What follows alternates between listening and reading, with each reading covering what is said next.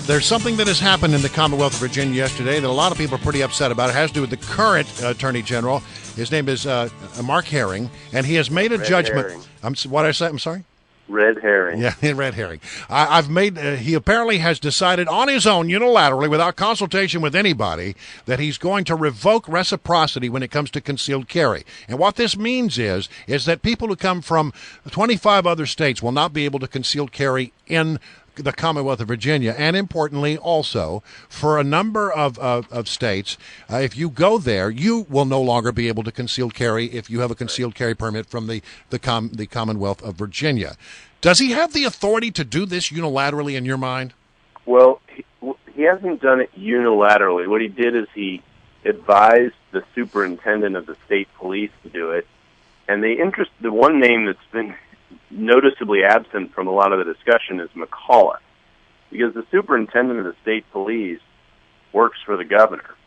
And mind you, under Virginia law, the superintendent of the state police is the person charged with deciding whether another state has laws substantially matching Virginia's so that we can have reciprocity. Well, the superintendent had already decided that for every single one of these states, their laws were substantially similar, that there were similar protections in place to Virginia for concealed carry permits.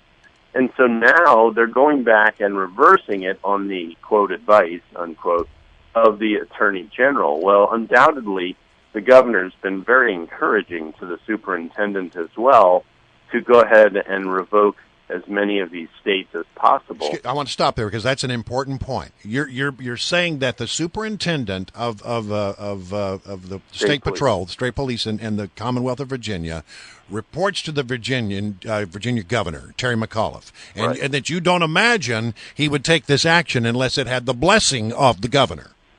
Exactly, particularly when they're revoking already agreed to reciprocity agreements.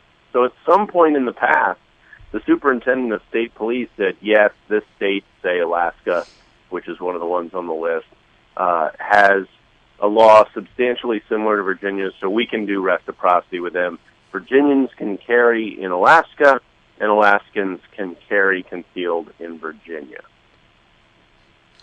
Let me just give you the states where we now know apparently there are requirements in these states that there be reciprocity. So if you don't have reciprocity, you can't conceal carry. If you're Virginia with a concealed carry, you cannot carry in the following states starting in February, it appears: Florida, Louisiana, North Dakota, Pennsylvania, South Carolina, and Wyoming. Yeah, that sounds about right. In Wyoming, no, I'm thinking Wisconsin was one of the more recent ones that we got reciprocity with. So the way it's called reciprocity because it's sort of an inducement that some states have to have you let their concealed carry permit holders in. Is they say, if you let ours in, we'll let yours in. Well, so he isn't just cutting off the rights of Alaskans. He's also cutting off the rights of Virginians in those states. And obviously, that's what they want to do. I mean, this is a radically anti-Second Amendment Attorney General and Governor. They've made very little secret about it. Well, since they were done campaigning. The Attorney General certainly made a secret about it while he was campaigning to a degree. But this is one of the consequences of elections have consequences. Yes. And this is one of the terrible consequences. Instead of defending our state constitution and instead of defending constitutional rights, Mark Herring, and I jokingly call him Red Herring, has been attacking those rights. He's been doing it at every turn, literally from the moment he arrived in the office, and that continues. He is the most politically partisan attorney general that I can remember, and that counts attorney generals who were Democrats and Republicans. Ken, what do you feel? Okay, so there's two things I want to know quickly. What do you see? What did they validate this argument with? Did they even come forward with any type of legitimate argument, at least in their minds? And second, how is this going to affect the tourism? How's this affecting travelers? From what do you see long-term impacts for people like myself who may want to go to another state and now I cannot if I had a concealed carry? Yeah, let me put that hat on, because one of the other things I am, you mentioned two organizations, but I'm also a partner in a Second Amendment law firm, United Self-Defense Law, and all we do is Second Amendment law. And one of the concerns people have is, oh my gosh, I figured out how to travel with my guns to go from state to state. Now I've got to refigure all that out. Well, you don't, at least for the Christmas season. This, as Larry mentioned, this doesn't go into effect until February 1.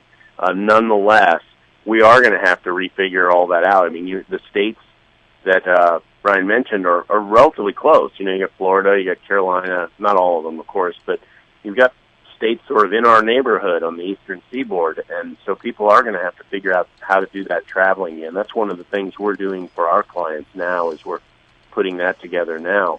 But you asked the second question. What was the second question? Oh, it was about the tourism. They did. Oh, yeah. Some people won't well, travel. Let's face it. We just got Sunday hunting last year, which is a big deal for purposes of outdoor tourism.